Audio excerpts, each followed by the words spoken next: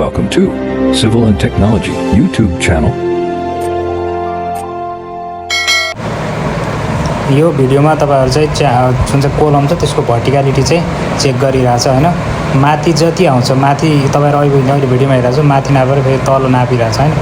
माथि चाहिँ आउटर सर्फेसबाट यो जुन चाहिँ सटरिङ छ त्यसको सर्फेसबाट जति आथ्यो त्यो त्यति नै तल आयो भने मतलब यो हाम्रो जुन चाहिँ सटरिङ छ त्यो चाहिँ भर्टिकल छ परफेक्ट चाहिँ भन्ने चाहिँ बुझिन्छ यसरी